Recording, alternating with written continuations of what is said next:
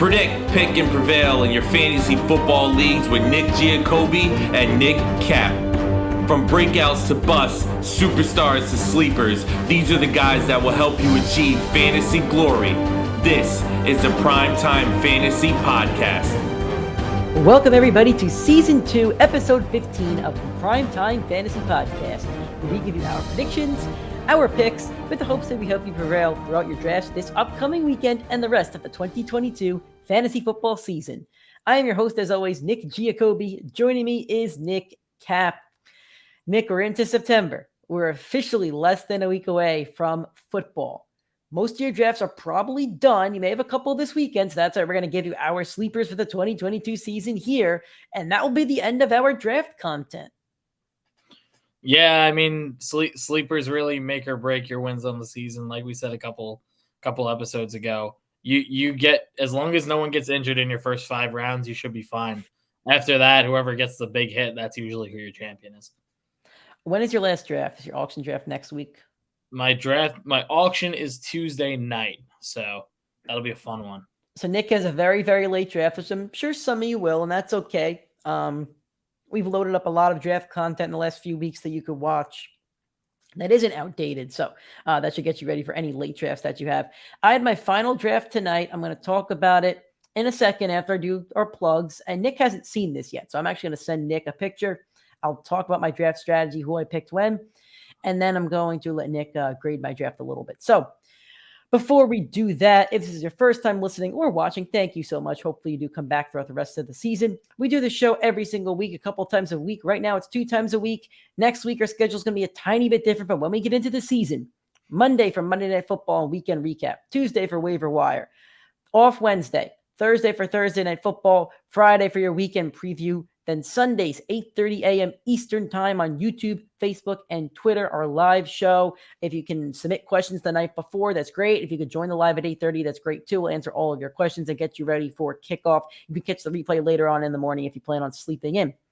If you want to listen to the show, we're available on all audio platforms, but not limited to, at least, Apple Podcasts, Spotify, Anchor, Google Podcasts, basically anywhere where you could find an audio podcast, you could find the PrimeTime Fantasy Podcast.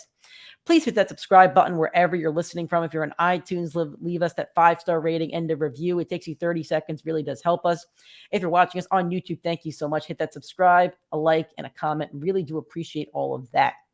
If you want to follow us and support us on social media, and please do, Twitter, Instagram, TikTok is PrimeTimeFFPod. Facebook and YouTube is PrimeTime Fantasy Podcast. Alrighty. I am now going to text Nick my draft for tonight. It was a 12-man draft. I had pick 8. I didn't know my draft pick. These are the two things going against me. I did not know my draft pick until I entered the draft room, and it was on Yahoo.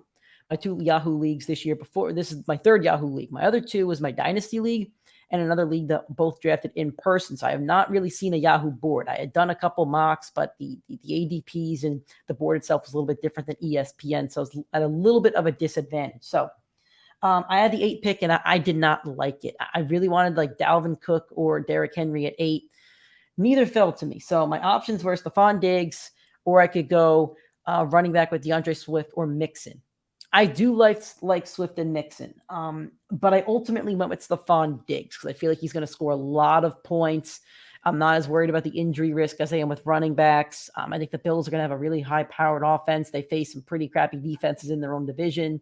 So I went with Stephon Diggs. Wrap around to the second round, and I think I pick 18 or 19. Kamara's a pick or 2 away from me. I'm really hoping to get Kamara to pair with Diggs. Nope, no luck. Here comes my decision. Running backs that are sitting there, Aaron Jones and like Leonard Fournette and Chubb. And I'm just sitting there thinking to myself, like, do I trust these guys to score more than any of these skill position guys? If I don't pick a running back here, kind of screw myself at running back in a 12-person league. But one of my draft rules was pick the player that you think scores more points. I picked Travis Kelce. I don't think I've ever picked a tight end this early in any fantasy league I've played in my 12 years of playing fantasy. I would never get Gronk early. I would never get Kelce. I decided between Kelce and Evans. 12-person league. I just wanted to knock the tight end out. I think he's going to score a lot of points. He's Mahomes' number one option with Tyreek Hill or without. I think he's the number one option. But So I did go with Kelsey. Was a bit of a risk. Maybe I could have gone Mike Evans. Maybe I could have gone running back, but I locked up my tight end. Getting into round 3, this is where I really did want a running back, and I got a guy that I have a lot of hope for. But in terms of upside, I drafted Travis Etienne. I think he could be a PPR machine. I think he could be one of those league winners that you're getting in rounds 3 or 4 that could end up being like a top 15 running back. Risky pick, but I did go for it. Round 4 is deciding between Allen Robinson and Courtland Sutton. I went with Nick's guy, Courtland Sutton. I'm trusting him on this one. I trusted the guy that I think will be the wide receiver 1 on his team, and that's solely the reason I didn't pick Allen Robinson is I know he won't be the first option. I could have picked Courtland Sutton, and I could have picked Deontay Johnson. I picked Sutton. I have Johnson in like 3 leagues already. Johnson's a great player. I love Johnson. Round 5, I think I'm on 5 now. I went with Josh Jacobs. Slipped to like round 5 or 6. I still think he's a bell cow over there. I think he's a goal line back. I think he'll have close to 1,000 yards. I think I got a really good running back in round 5 to be my running back too. So I was okay with that. Round 6 is where quarterbacks start to go, especially in this league. I know this league's a quarterback happy league. Jalen Hurts. I finally got my quarterback MVP of the year. My quarterback who I think is going to have a top 3 year. I was so happy to get Jalen Hurts. I was thrilled. This is where I really kicked into the high gear in my draft. I didn't like my first half. Here's my second half. Jalen Hurts. Then I go to round 7. 1, 2, 3, 4. Round 7. I get Amon-Ra St. Brown. ADP 48. I picked him in round 7. Nick, you do the math. 12 times 7. You're a math guy. I think that's got to be pick 82 maybe? Something like that. Close, yeah. What's the actual number? You're right, somewhere around there. Yeah. So I got Amon-Ra St. Brown. I was stoked, man. I was so happy to get that value. Then I wrap in round 8 as Chris Godwin as my wide receiver 4. The injury worries me a tiny bit, but he's my wide receiver 4. He doesn't have to be good until October on my team. That's totally fine. And then he'll be Brady's favorite target. Now I'm kind of happy I didn't get Evans. I filled up my bench with some other guys that I really like. Alexander Madison and Khalil Herbert are running back 2s that I think could become running back 1s, whether it's due to injury or to trades or David Montgomery being a bust. I got Kadarius Toney and Romeo Dubes, so I think are younger talents that have a lot of upside from the receiver position. I got Matt Ryan as my backup, Robbie Gould's my kicker, and the Colts defense.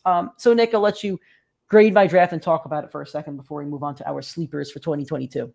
All right, so I was gonna give you an A- on the draft, but I'm gonna bump it a little bit down. I'm gonna go with a B+.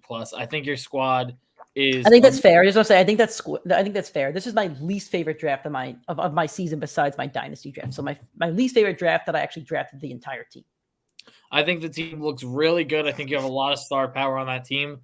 The one thing I do think that you need to figure out very quickly is running back depth. If Josh Jacobs, if it turns out that it is running back by committee and they do bring in Zamir White to have an actual premium role in that offense, I think you might struggle a little bit. And with your RB3 being the current RB2, either Khalil Herbert or Alexander Madison, it's a big question mark. I do think Madison will get traded, if not at the start of the season, by the deadline. So I do think there is potential there.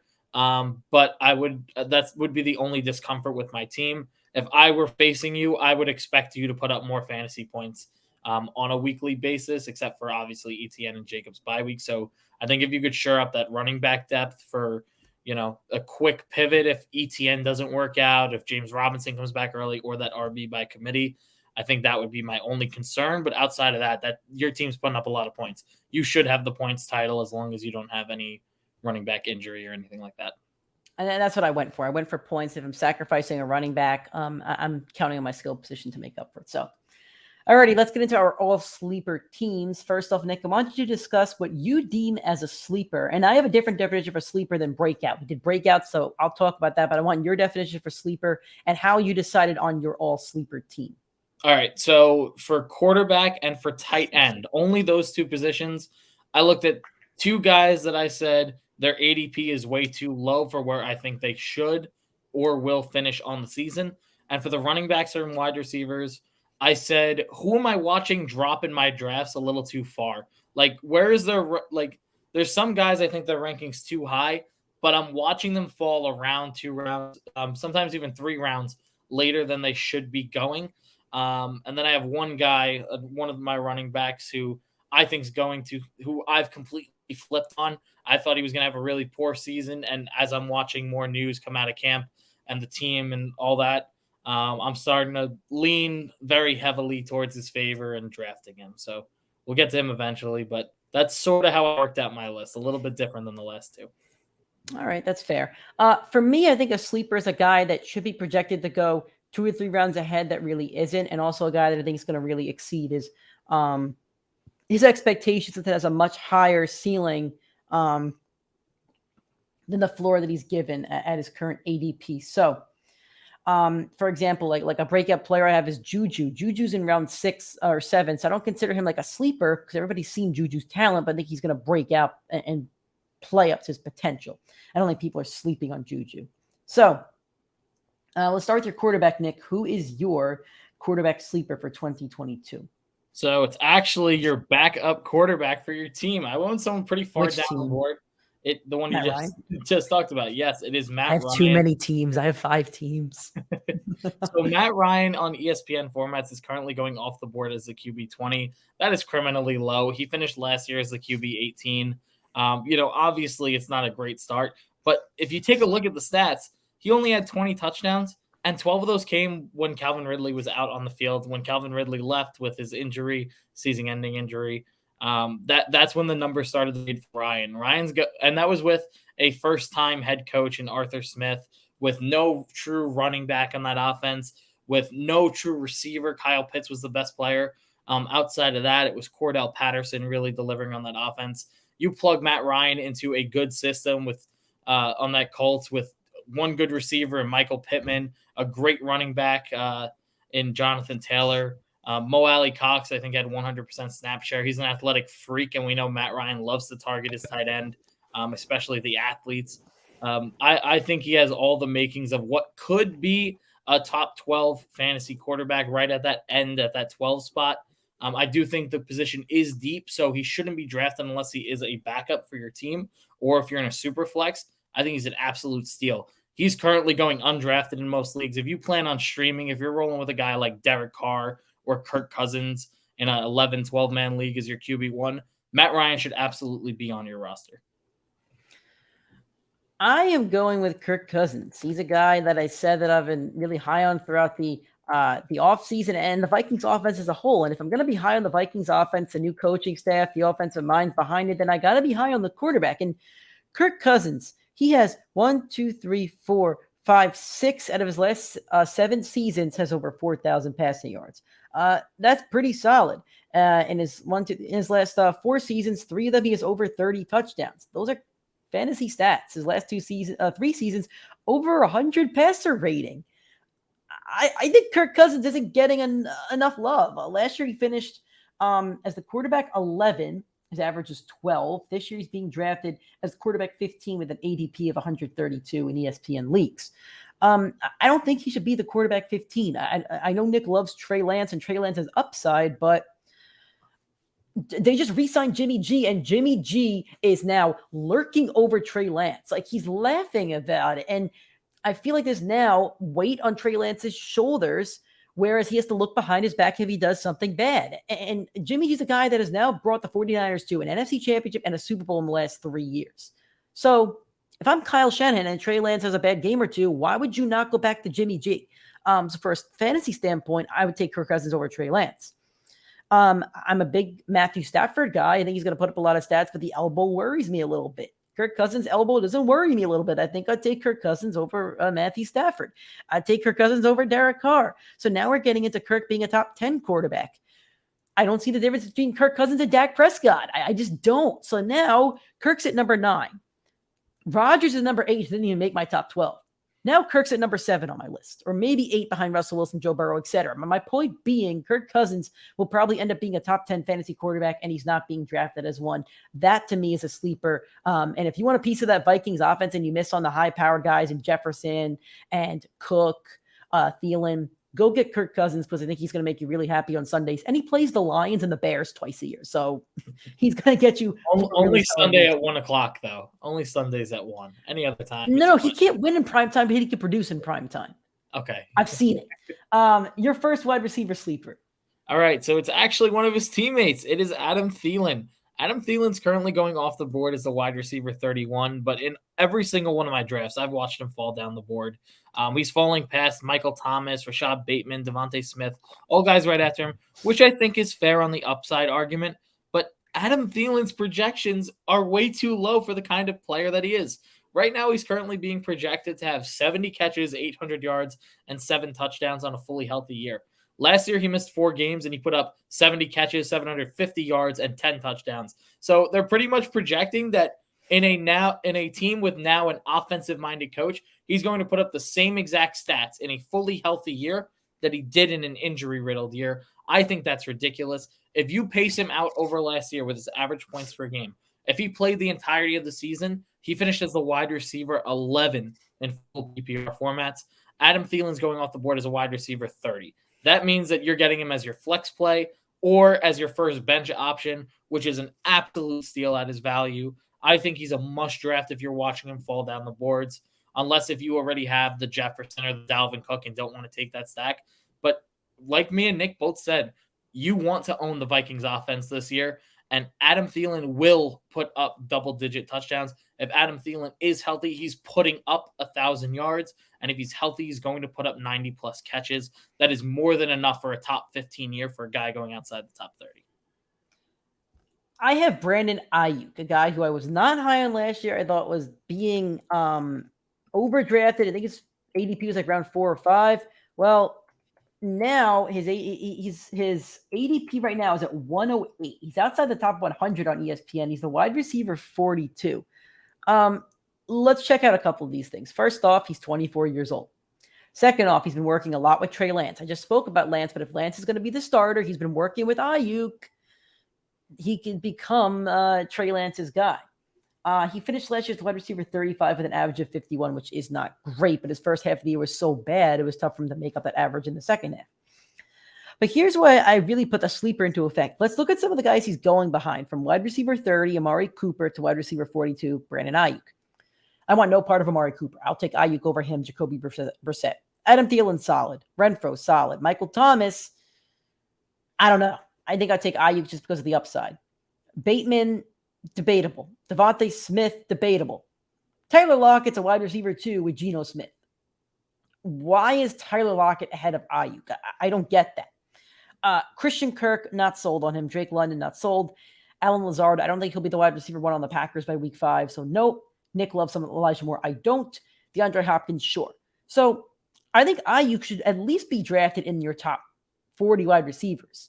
And I think he's going to finish in your top 35 wide receivers, at least. I think he's going to outperform his ADP by probably 10 picks or so. So to me, that's a sleeper who's going like 2 or 3 rounds too late and should be drafted a bit higher because his team's going to put up a lot of points. They're going to be competitive. His quarterback likes him. He's young. They have chemistry. I see a lot of green flags around Ayuk, where I see a lot of red flags around a lot of other receivers around his current ADP. Who's your second wide receiver sleeper, Nick?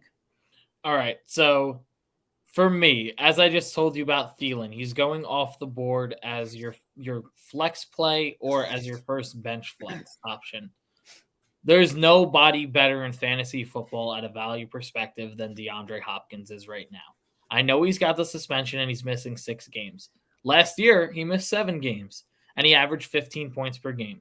So if you match up his projection for this year, missing the 6 games, with his identical season for last year, he's going right at his ADP, which is absolutely fair. But as your first bench play, DeAndre Hopkins is the pick. DeAndre Hopkins, week 7, is coming in, and he's averaging 15 fantasy points per game for your offense. He is an absolute smash play at that ADP. You will not have to play him for 6 weeks because your team should already be tooled to deal with that adversity, to deal with putting up the numbers to win you games. And when DeAndre Hopkins comes back, let's not forget, DeAndre Hopkins was a top 10 wide receiver in football last year and a top 3 receiver in football 2 years ago.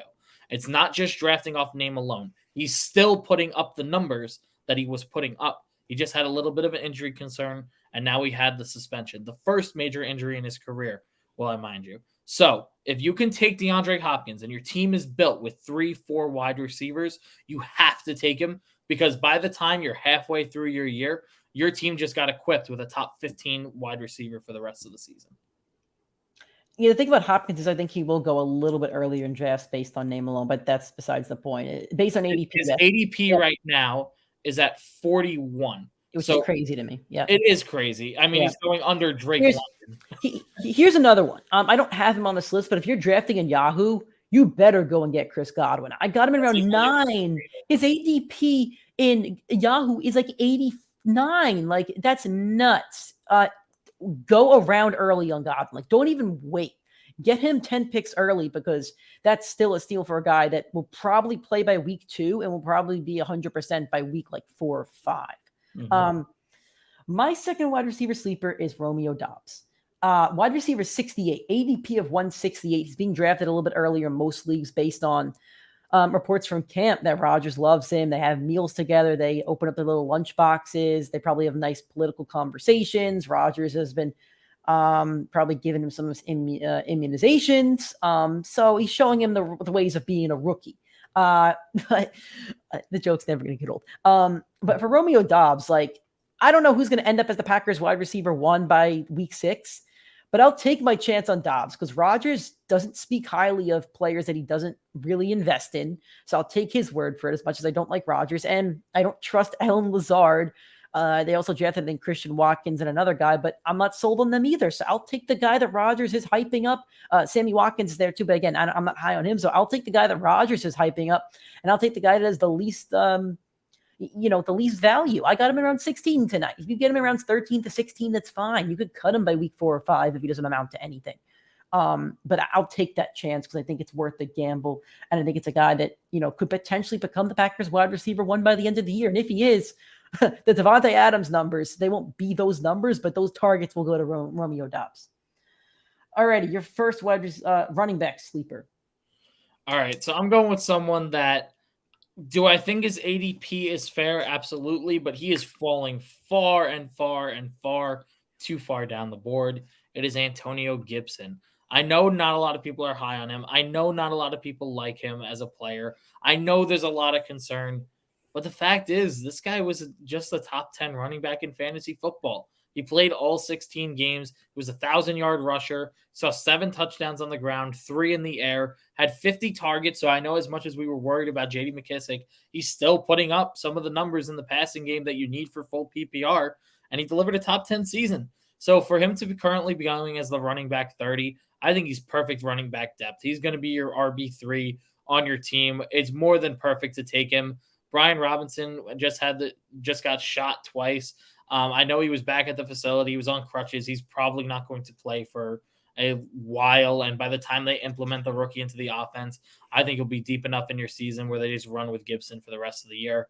And they also have a new retooled offense. They brought in a wide receiver in Jahan Dotson, who apparently is Carson Wentz, his new quarterback's favorite option. And Carson Wentz, whether people like him or not, he is definitely a clear upgrade over I even forget his name. Who was the quarterback over there? They had Heineke. Heineke. There you go. Taylor Heineke. Carson Wentz is a much better player than that. You can accept more points. He had 250 carries last year. He's going to see that number again. He had 50 targets. You're probably going to see that number again. And if he does that in a fully healthy year, he's repeating a top 10 season. Do I think he will repeat a top 10 season?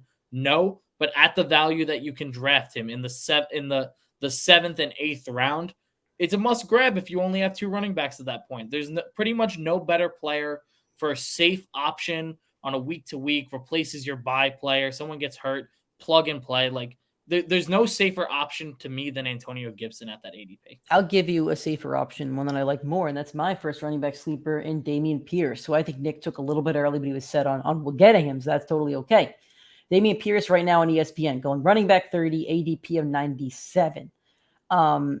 He's just crept up the draft boards. I'm still punching myself in the face for not taking him in my dynasty league in early August. I really messed up on that one. I really did. And I'm going to be kicking myself for that for the rest of the year. But then I got him in back-to-back leagues. I have him in 2 out of 5, and I'm solid with that. His ADP is a lot higher on Yahoo. I think it's like 55. Marlon Mack just got cut. They weren't even putting Dameon Pierce in preseason games because they don't want to injure him, and they already love him as the running back 1. He played a little bit in the San Francisco game and had like 5 carries for 30 yards and a touchdown last week. He looked awesome. If you can get Dameon Pierce as running back 3 or 4 and you're benching him, that's an awesome, awesome get, especially if he's like your running back 4. That's great. If he's your 3, that's okay too. But Nick went and got him early because he likes him a lot. I would have gotten him around later. So I think he's a guy that you should go out of your way to get early. And I think he's going to really produce for your fantasy team. If he's slipping to round 8 or 9, like pick 57, he's 100% going to be one of this year's sleepers that could win you a fantasy football championship. Alrighty, your second running back sleeper. All right, Nick, you drafted him a lot. I've drafted him a lot. He's a must draft in these later rounds. RB 45 off the board. It's the safest handcuff and will be a future RB1 on one of 12 teams that apparently are making calls and offers on him. It's Alexander Mattison. He is the safest running back backup running back in fantasy football, not named Kareem Hunt. He will have a role when Dalvin Cook is hurt. Every time Dalvin Cook's been hurt, Alexander Mattison has averaged over 19 fantasy points per game with a floor of 15.7. That's phenomenal numbers for a backup running back. He's an awesome player. He really is an awesome player. He's a phenomenal running back. Period. End of story. If it wasn't Dalvin Cook there, if it was a running back that was like the 10th to 11th best running back in the league, I don't think he's any better than Gibson. Like Gibson, Elijah Mitchell, any running back on the Dolphins, any running back on the Patriots, the Jets running backs. Sorry, Breece Hall, just being honest here. Like there are probably 15 teams out there that don't have unless you have one of those top running backs, like you should go and get him. And I'm trying to think what team I'd actually want him to land on. Maybe Philly. I like Buffalo. I want him to go. Buffalo's a good one too. But anyway, I don't want to cut your point, but yes, there are so many teams that would benefit from Alexander Mattison, and from a fantasy standpoint, he would benefit so much to going to a different team. So as I said in the live episode, if Alexander Mattison gets traded, regardless of what team it is, obviously, unless it's, it has to be a team that's going to use him as a starter, right? It can't be a team that's trading for a backup. Any team that's willing to trade for him is going to use him as a starter, or he's going to see a 60+% snap share, which is more than Austin Eckler saw this year. He is absolutely a lock for a top 3 round pick. And you can currently take him at the 120th spot in your draft. He's a lock. If he's the only handcuff I'd like in fantasy, only because he has the upside of being traded this year. It's the net negative of you take someone else's handcuff, and if Dalvin Cook goes down, Dalvin Cook's missed 3 games plus per year over his entire career. He's going to put up monster numbers in that offense. There's everything to love about Alexander Mattison except Dalvin Cook being ahead of him. And by the time the season starts, you might not have to worry about him. Go take Alexander Mattison. That will be that could and will be the difference in you winning your league. I'll give you one. Kansas City. Oh my God. If he goes to Kansas City, it's over. My running back too is a Seahawk. Yeah. Rashad Penny in the last let's see, I'm on the wrong thing. Rashad Penny in his last 5 weeks had over 19.5 fantasy points in 4 of those 5. The one he did not have over that number was the Rams game, which they got their asses reamed in. Like, it was really, really bad. They got their asses kicked. It was horrible. But it's the other 4 games, 26.8 points, over 100 yards, 2 touchdowns. 19.5 points, over 100 yards, a touchdown. 32.5 points, over 150 yards, 2 touchdowns. 25 points, 190 yards, and a touchdown. It's not even he doesn't get receptions. I'll give him that, but it was great. I don't love Penny. I really don't. He's made of glass. Last year was his healthiest year ever. The Seattle offensive line isn't great. They're not going to score a lot of points. Those are the negatives. Here's the positive. He's going as running back 36, ADP 114. You're getting a starting NFL running back with a coach that loves to run the ball, and the backup running back they just drafted is starting the season injured. You're getting a starting running back at least for the start of the season until he gets hurt. That's going to get a lot of carries. And I think that's a really solid guy you could get in rounds that you could get as your 3rd or 4th running back. You're not going to find a running back in round 9 or 10 with that kind of value. At that point, you're looking for handcuffs. You're looking for committee situations like Chase Edmonds. And I love Edmonds, but still, he's in a committee. And Penny's not in a committee. He's the one. So that's why I really like drafting Rashad Penny if you can. at that current ADP. I almost did it yesterday. I think Nick took him before me. Yeah. Or somebody did. Did you take him yesterday? You did, right?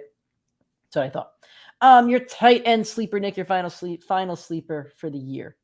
All right. I'm going with Nick. I'm not going to lie. You took the guy I wanted to use. I saw it on your screenshot earlier. So I did transition a little bit. I can't say his last name, and I bet no one in this chat can, but it's Mr. Albert O, tight end for the Denver Broncos.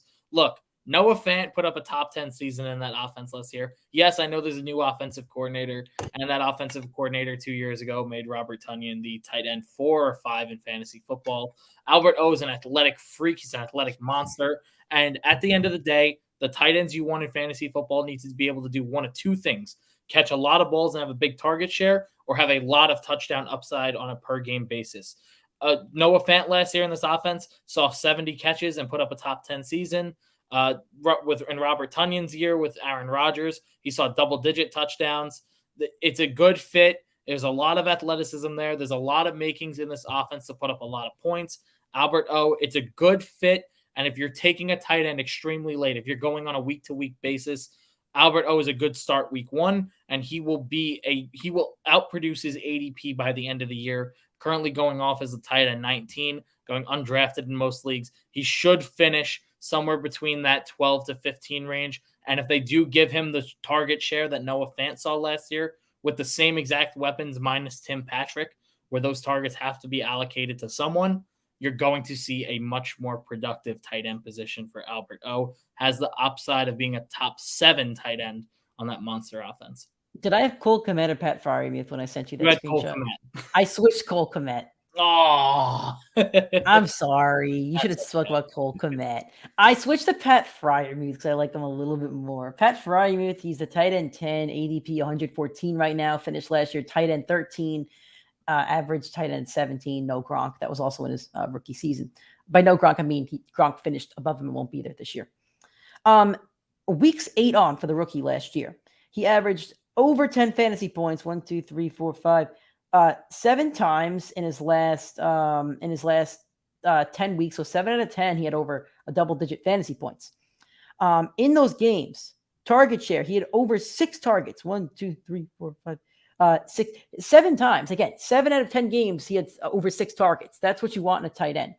The Steelers' starting quarterback is either going to be Mitch or a rookie at this point. Rookies and Mitch like to target tight ends.